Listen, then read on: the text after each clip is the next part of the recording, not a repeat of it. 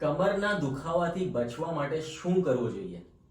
તો એ video start કરતા પહેલા હું તમને એટલું કહેવા માંગુ છું કે જેટલી તમારી સ્પાઇન ફ્લેક્સિબલ એટલા જ તમે વધારે યંગ. એવું હું નથી કહેતો, એ એક બહુ ફેમસ કોટ છે કે તમારી સ્પાઇન જેટલી ફ્લેક્સિબલ હશે એટલી જ તમારી ઉંમર નાની રહેશે. એ તમે ઘણા બધા ટાઈમે એવું ફીલ પણ કર્યું હશે કે જેમ જેમ ઉંમર વધતી જાય એમ લોકોની સ્પાઇનની ફ્લેક્સિબિલિટી ઓછી થતી જાય છે. નીચે નમવા જાય તો વધારે નમાય નહીં, અને સાથે સાથે પાછળથી વધારે નમવા જાય તો તરત જ કમરમાં દુખાવાનું ચાલુ થઈ જાય. એનું કારણ શું છે? કેમ કે લેક ઓફ મુવમેન્ટ્સ. રોજિંદા જીવનમાં આપણે જે મુવમેન્ટ્સ કરવી જોઈએ એ ઘણી ઓછી કરીએ છીએ, જેના કારણે ફ્લેક્સિબિલિટી સ્પાઇનની ઓછી થઈ ગઈ છે, જેના કારણે આપણને કમરનો દુખાવો ચાલુ થવાની સંભાવના રહે છે.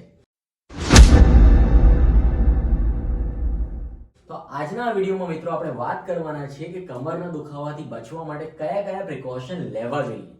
તો નંબર 1 એ છે કે ઓવર એક્ટિવિટી કોઈ પણ વસ્તુની ના કરવી. ફોર એક્ઝામ્પલ, તમારે રોજિંદા કામકાજમાં તમારે વધારે ડ્રાઇવિંગ કરવાનું આવે છે, તો એટલીસ્ટ એવરી 30 કે 40 મિનિટ્સ તમે ડ્રાઇવિંગ કરવાનું બંધ કરી જસ્ટ ખાલી ગાડીમાં બેઠા બેઠા કે વ્હીકલ પર બેઠા બેઠા કે વ્હીકલને સાઈડમાં પાર્ક કરીને થોડીક વાર માટે ઊભા થઈ જાઓ, થોડાક માઇનર સ્ટ્રેચીસ કરો અને પાછા ચલાવવાનું ચાલુ કરી દો.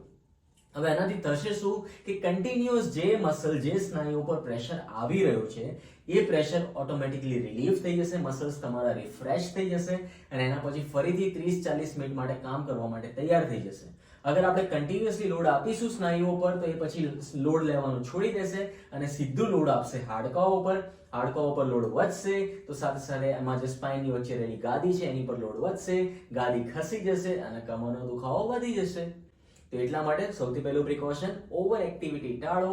30 થી 40 મિનિટથી વધારે કોઈ પણ એક એક્ટિવિટી ના કરવાનો પ્રયત્ન કરવો. બીજી ખાસ વસ્તુ એ કે મેં હમણાં તમને કીધું એ પ્રમાણે તમારી સ્પાઇનને ફ્લેક્સિબલ રાખો. મૂવમેન્ટ કરતા રહો. દિવસમાં 1 કે 2 વાર તમે જરૂર ના હોય છતાં પણ નીચે નમવાનું, પાછળ આવી રીતે એક્ટિવિટી કરવાનું, કાં તો પછી કંઈ જ ના થાય તો દિવસમાં 2 કે 3 સૂર્ય નમસ્કાર કરવાનું ચાલુ કરી દો, કેમ કે એમાં આખી સ્પાઇનની સ્ટ્રેચિંગની એક્ટિવિટીઝ આવી જાય છે. હવે તમને એવું થાય કે સૂર્ય નમસ્કાર નથી આવડતું તો વાંધો નથી, સૂર્ય નમસ્કાર કેવી રીતે કરવો એનો પણ વિડીયો આપણી પાસે તૈયાર છે. આ ઉપર આપેલી લિંકમાંથી તમે ઇઝીલી એ વિડીયો જોઈ શકો છો. ત્રીજી વસ્તુ, ખાસ ધ્યાન રાખો તમારા ન્યુટ્રિશનનું, તમારા ડાયટમાં. એનું કારણ કે આ બધું જ ડિપેન્ડ કરે છે તમારા મસલ હેલ્થ ઉપર, તમારા બોનની હેલ્થ ઉપર. અગર તમારા રેગ્યુલર રોજિંદા ડાયટમાં તમે ઇનફ અમાઉન્ટ ઓફ કેલ્શિયમ નથી લેતા, વિટામિન્સ નથી લેતા, પ્રોટીન નથી લેતા, તો ઓટોમેટિકલી તમારા સ્નાયુઓ, હાડકાઓ બધું જ એકદમ કમજોર થઈ જવાનું છે, જેના કારણે અગેન લોડ વધશે અને તમને કમરનો દુખાવો ચાલુ થશે. તો આ 3 વસ્તુનું અગર તમે ધ્યાન રાખશો તો ઓટોમેટિકલી તમે કમરના દુખાવાથી લાંબા સમય સુધી બચી રહેશો. કમેન્ટમાં લખીને મને જણાવજો કે તમને આ વિડીયો કેવો લાગ્યો, આ ઇન્ફોર્મેશન કેવી લાગી, અને જરૂરથી ભૂલતા નહીં આ તમારા સ્વજનો સાથે એને શેર કરવાનું અને સબસ્ક્રાઇબ કરવાનું ફિઝિયો ટ્રેન્ડ્સ ગુજરાતીને.